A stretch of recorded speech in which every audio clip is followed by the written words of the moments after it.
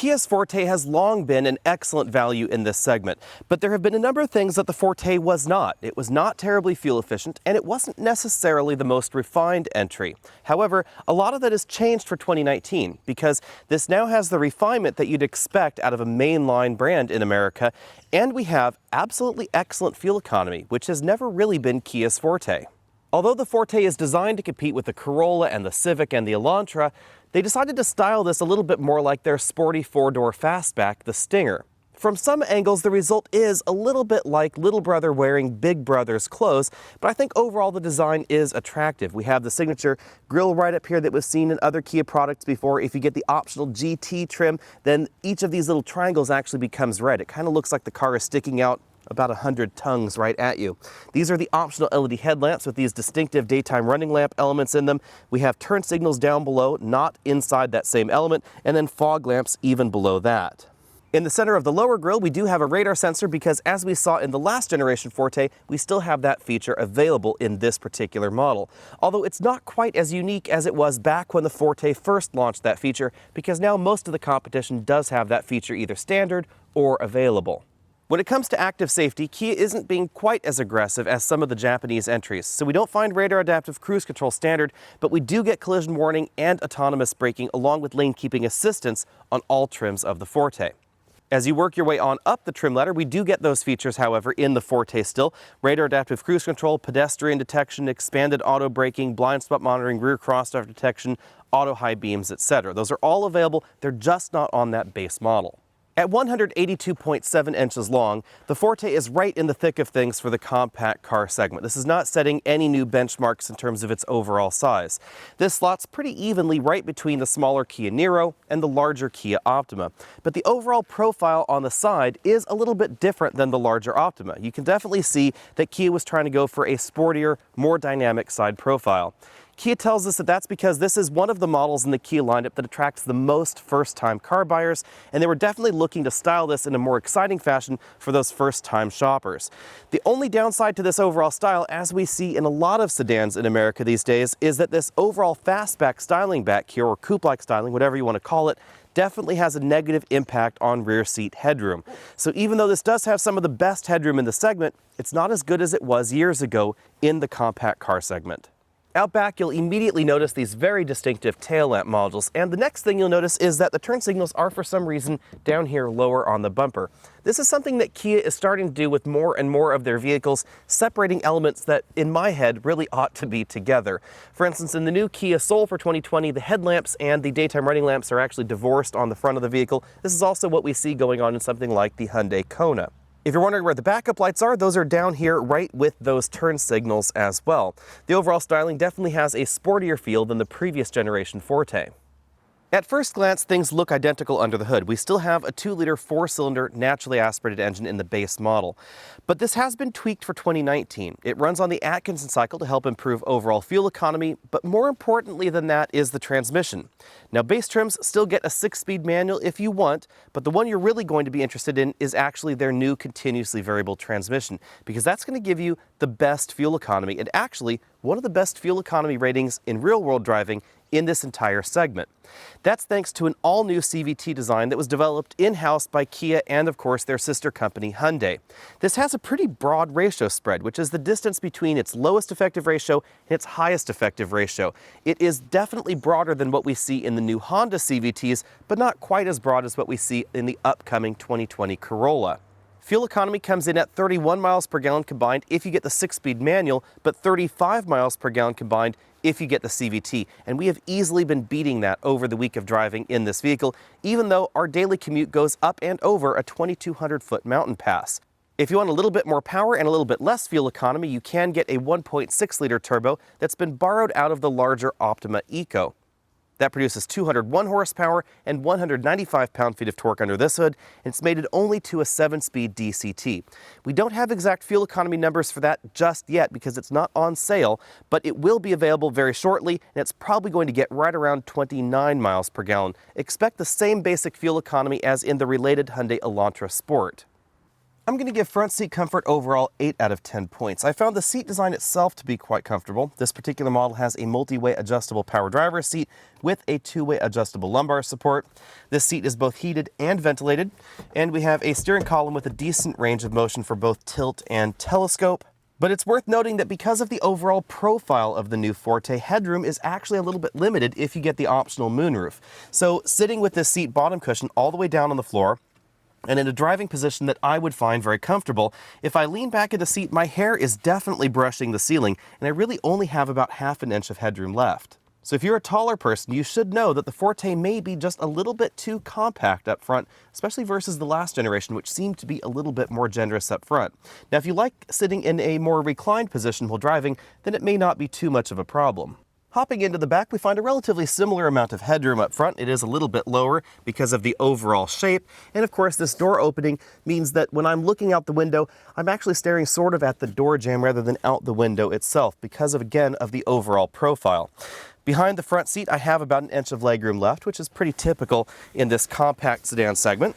If I scoot all the way over to the right, you can see that I don't really have any legroom left. That's because this front seat is moved all the way back in its tracks.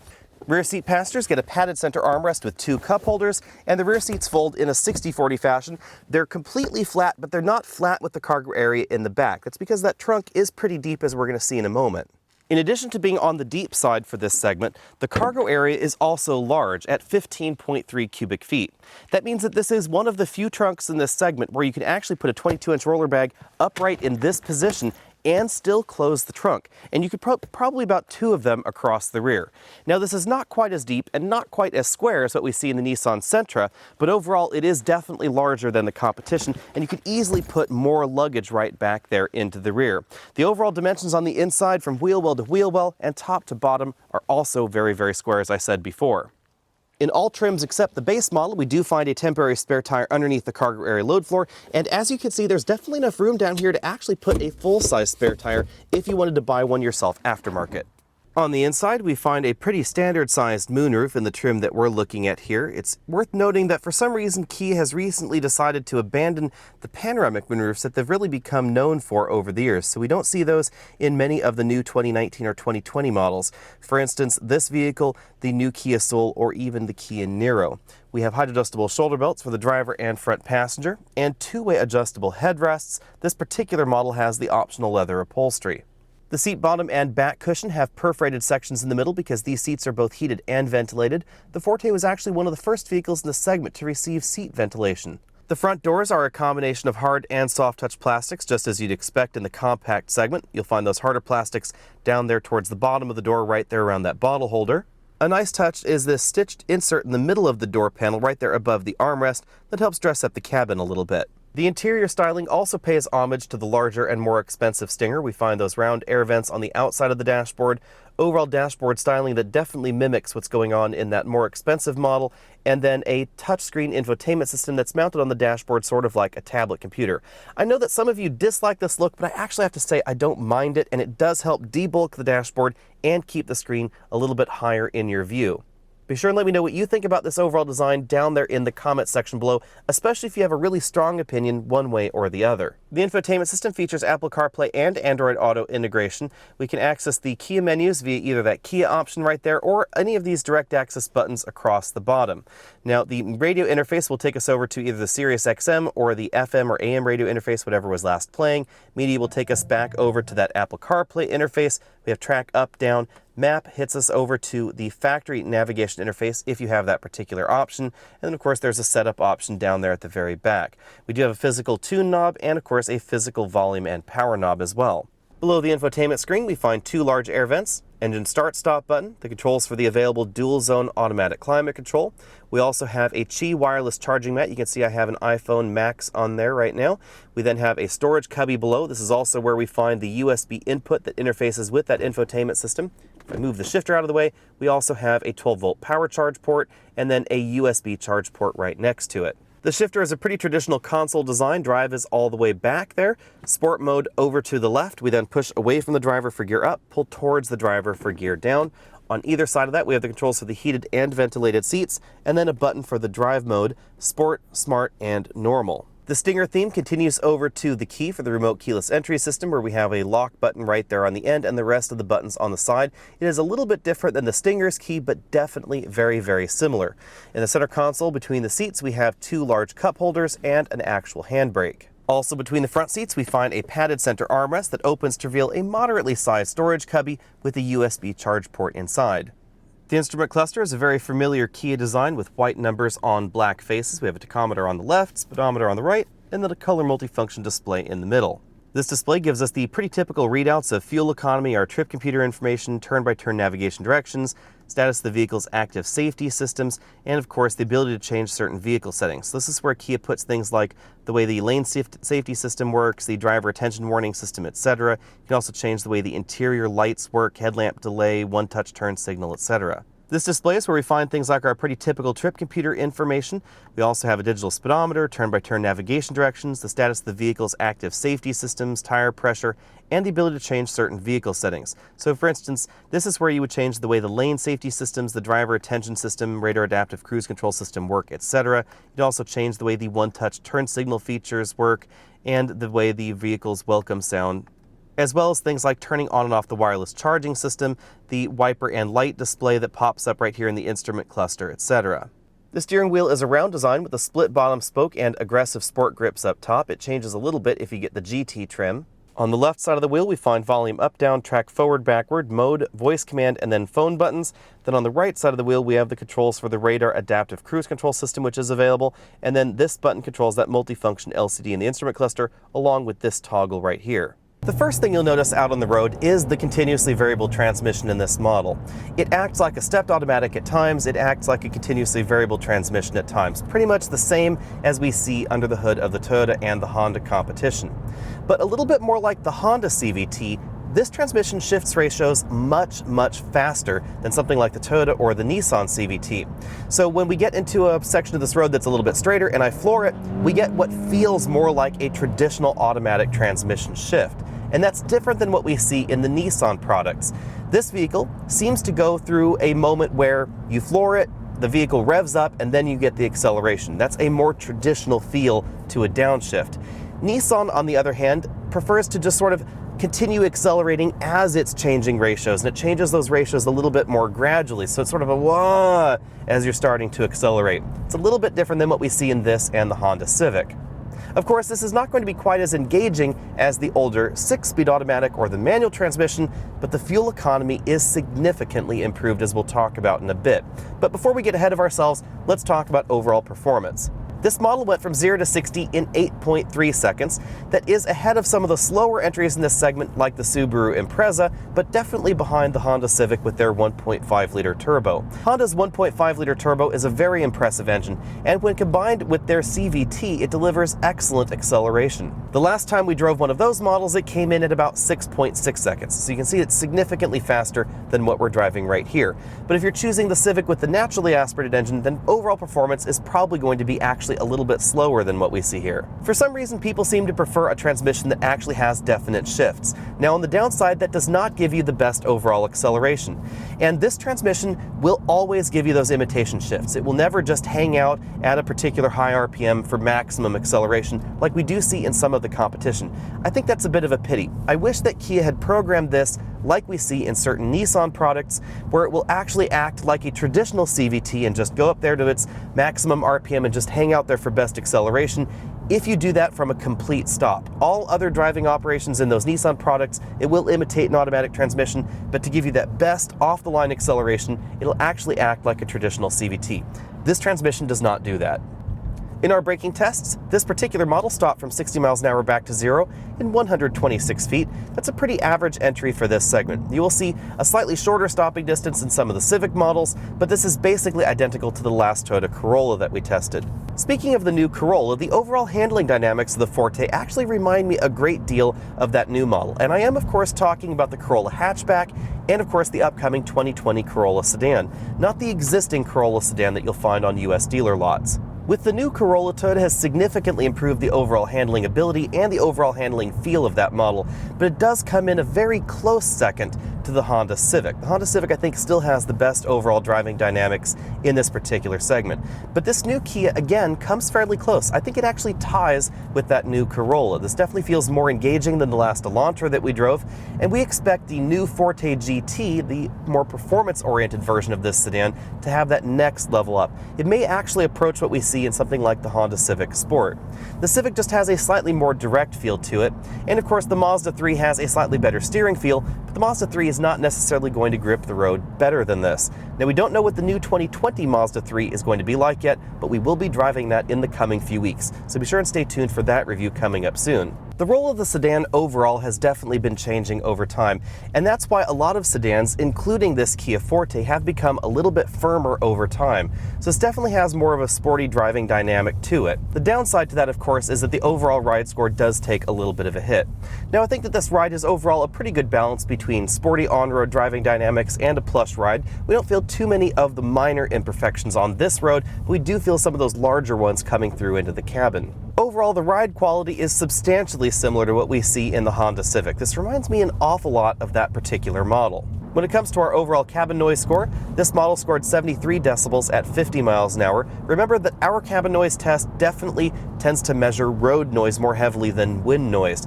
This is a little bit louder than the Honda Civic or the Toyota Corolla. I was actually a little bit disappointed in the overall cabin noise score here. So when it comes to that, I'm going to have to give this a C+ overall. But the fuel economy in the Forte definitely makes up for a lot, because we were actually averaging about 36.5 miles per gallon over a week of mixed driving in this model. That's a significant 10 to 11 mile per gallon improvement over the outgoing Forte model, and this actually manages to beat the Toyota Corolla and the Honda Civic. If you want better fuel economy than this particular model, you will have to wait for something like that new Corolla Hybrid. Although a lot of folks aren't really fans of continuously variable transmissions, you can definitely thank the CVT in this particular model for that excellent fuel economy score, because this has a very broad ratio spread, which really helped Kia focus on overall highway fuel economy. When you're out on the highway going 70, 75 miles an hour, the engine is just loafing along, really helping you get that excellent fuel economy. And this engine can run on the Atkinson cycle, which is a combustion cycle that's usually used in hybrids in order to help improve overall fuel efficiency just that little bit more. Now, on the downside, we do have tires that are definitely focused on overall efficiency. So this could definitely grip the road better if they were to put more aggressive tires on it, but there's always that trade-off between overall fuel economy, handling, and acceleration performance. Overall, I'm really impressed with this new Forte model. It definitely has more refinement than the outgoing model, and I'm not just talking about the overall interior design, which definitely is more attractive and more grown-up than the outgoing model, but the overall driving nature is definitely improved as well. The previous generation Forte could get a little bit upset in the corners, especially if you were pushing it harder out on rough pavement, but this is very stable, very, very sorted. And this is the kind of vehicle that you would definitely drive around and say, gee, this could handle more power if only they would give it more.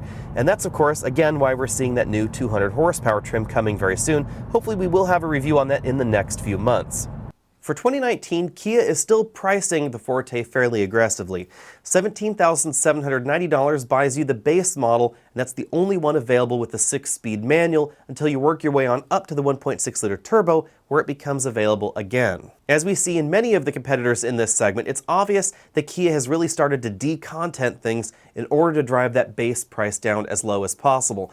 But I think they've also done a very good job at removing features that people aren't going to mind too much if they're truly budget conscious. Now, we do get that manual transmission or the CVT. The CVT is not a terribly expensive bump. We get projector headlamps, which is a nice touch. Steel wheels kind of balances that out. We still get variable wipers. We get a 100% folding rear bench, not a 60/40 bench, but we still get 2-zone auto climate control, unlike most of the competition in the base trim. We also get that 8-inch infotainment system and Apple CarPlay and Android Auto, even in that base model. The biggest difference between that base trim and the next trim up is that the next trim up gets all the softer materials inside the cabin that we saw in the model we were driving this week. If you get the lower end trim, then what it appears that Kia is doing is swapping parts out of their South American parts bin, which are less expensive to manufacture, harder plastics, etc., swapping them into the cabin where they do fit. and that's how they get that low base price in that particular model. If you work your way on up the trim ladder, then they start swapping back in the softer materials that we saw in the one that we were driving this week. Now at this point in time, we don't know exactly how much the 2020 GT trim of the Forte is going to cost, but you should expect it to be somewhere around the same price as the Hyundai Elantra Sport, which is closely related. With that out of the way, let's move on to our first competitor, the Honda Civic, a long-term favorite here at Alex on Autos, and really in the auto industry period, because the Civic is just a great car to drive. The Civic is about $2,000 more expensive than the Forte, however. It is notably more expensive as you work your way on up the trim ladder as well.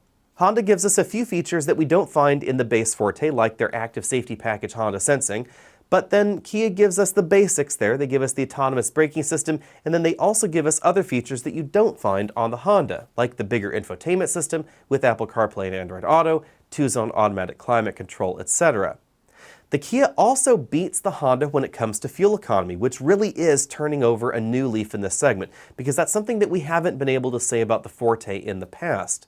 Moving on up to the Honda Civic EX gives you the excellent 1.5-liter turbo, but that's going to be about $1,500 more than the Kia, and again is still missing some of the creature comforts that we see in the Forte.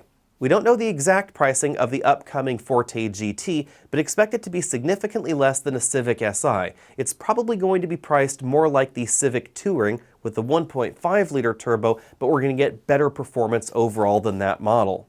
In the past, the Civic was the more refined competitor here, the way that the overall style worked together. When you took a look at the cabin, the Forte's parts were of high quality, but their overall shapes, the overall design just didn't feel quite as refined, quite as elegant as what we saw in the Civic. But that's different for this generation of the Forte. I actually think that the Forte is now the slightly more conservative entry, the slightly more refined entry. We have definitely uniform parts quality on the interior, and everything is assembled and fitted together very well.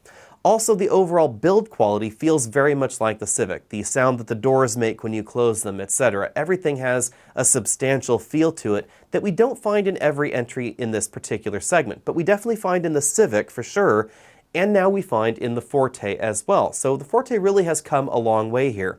Now, I don't think it is quite the equal of the Civic, but it is probably 99% of the way there. And remember, it's at least $2,000 less expensive, has a longer warranty, and better fuel economy now.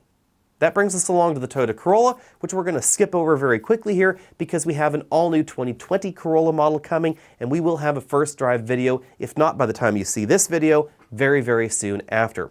We're also going to be skipping the Chevy Cruze and the Ford Focus because they've been canceled. That brings us along to the Nissan Sentra, also an inexpensive entry in this segment. Overall base pricing is relatively similar to the Forte, but you should expect a greater discount at the Nissan dealer, so it likely could be a slightly better buy.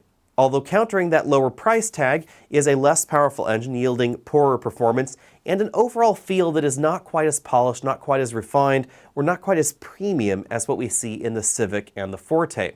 It does have a big trunk, and 2019 brings us a new infotainment system, finally with Apple CarPlay and Android Auto in most trims, and a 7-inch touchscreen. But you'll notice that a lot of those features are still a little bit behind what we see in the Civic and the Forte. The Civic will cost you more than the Sentra, but the Forte will actually be about the same price and give you that next level of feature quality up. Which is going to be a better buy will really determine exactly how much cash you can get off on your Sentra. If you can get a great deal of cash on the hood, then the Sentra may be a better buy than the Forte, but I would actually say that overall, the Forte is going to be the better value here. It's going to have the longer warranty. Again, it's going to feel more like the Civic for less cash. Next up, we have the Forte's sister ship, the Hyundai Elantra. The relationship between Hyundai and Kia is complicated to explain, but the relationship between the Elantra and the Forte is a little bit easier. They're close cousins, but because of the way that they have been launched, the Forte is actually the slightly younger cousin to the Elantra. So a lot of the basics are very similar, but the Forte receives all the latest bits and bobs from the communal parts bin. That's why we see a tweaked version of the 2-liter engine, and that's why we see the new continuously variable transmission under the hood, not the 6-speed that we see in the Elantra. The lineup overall is very comparable, but there are a few exceptions here. The Elantra starts a little bit less expensive with the SE trim because they've been able to strip more content out of it to help drive that price tag very, very low. And there's also an Eco model which gets a different engine, a 1.4-liter turbocharged engine. That model got truly impressive fuel economy the last time we drove it, but there are a few downsides. It's not quite as smooth as the CVT, and of course it's a particular trim line. It's just the Eco trim, and there are a lot of options that you have to get in order to get it, and a lot of options that you cannot get if you get that engine. And things are a little bit different on the side of the Forte, where we get just universally good fuel economy. At the top end trim, both models also share the 1.6-liter turbo and the 7-speed dual-clutch transmission, but we're told to expect slightly better handling in the Forte. We haven't been able to drive that GT model yet, but it does receive all the latest suspension tweaks and suspension designs from the shared portfolio. So the next time the Elantra gets its refresh, it's likely going to leapfrog the Forte, but at this point in time, the Forte has the slight edge on it. Bottom line, when it comes to Forte versus Elantra, which one do you like better? They're both great entries, they're both very, very similar in many ways, and it really comes down, I think, to styling and your particular preference for the way that each vehicle is tuned. Next up, we have the recently redesigned Volkswagen Jetta. The Jetta is now closely related to the Volkswagen Golf, as it has been in the past, and it's riding on Volkswagen's latest MQB platform, which underpins a lot of different Volkswagens and, of course, some Audi models as well. This particular platform has been well known for its overall handling ability, but interestingly enough, the Jetta is a little bit different because Volkswagen deliberately decided instead to focus on a slightly softer ride, slightly bigger driving dynamic, and of course, high fuel economy. You can get up to 34 miles per gallon in the Jetta in the new 2019 model. That's a pretty big improvement. That's thanks to an all-new small turbocharged engine and an 8-speed automatic transmission. Overall fuel economy is not quite as high as what we see in the Forte according to the EPA, and I expect that in real-world driving it is not going to achieve the same levels that we find in the Kia either. Generally speaking, stepped automatics don't have that same fuel economy benefit in real-world driving. In addition to focusing on fuel economy, Volkswagen has also chosen to definitely focus on technology. We have their new digital cockpit available, which is a very attractive design, and we have all of their latest gadgets and gizmos driven down into the Jetta. We also expect to see a high-performance GLI model coming very soon. It's likely going to be announced out in Chicago, so again, either before you see this video or immediately after you see this video. It's probably going to have basically the same engine that we see in the GTI. It's probably going to deliver very similar performance as well. Now it's time to bottom line this segment. Can the Forte beat out the top pick in this segment, the Honda Civic? I'm not quite sure about that just yet. I do like the way the Forte looks, and I like the interior design as well, but the overall headroom on the inside is a little bit limiting. I found that a hair disappointing. The fuel economy makes up for it quite a lot, but I have to say that my final judgment here would be more of a tie. There are a few things that I like about the Forte. I like the value, I like the longer warranty, I like the excellent fuel economy, but the Civic has absolutely excellent handling. I think it's just a hair sharper than what we see in the Forte when you're comparably equipping models, and I love the turbocharged engine there as well. If my money were on the line, I would probably pick the Civic over the Forte at this exact moment. Perhaps once we know pricing on the GT model, that will get me a little bit closer to deciding right there. And of course, before we go, I have to say that if you're looking for a high fuel economy option, I do have to bring back up the Hyundai Ioniq, which is an excellent handling vehicle, albeit not quite to the same level that we see in the Honda Civic, but it still has excellent handling ability and over 50 miles per gallon. It really is one of the few no compromises hybrids. It's going to save the average person money, but it's going to be perhaps a little bit less exciting than the Civic and the Forte. Be sure to let me know what you think about that down there in the comment section below. Hit that subscribe button if you haven't already done so. Remember that subscriptions definitely help us out here. Click that button up at the top of your screen if you want to support this channel, and of course, find us over at facebook.com/AlexNautos so you can see what we're driving this week.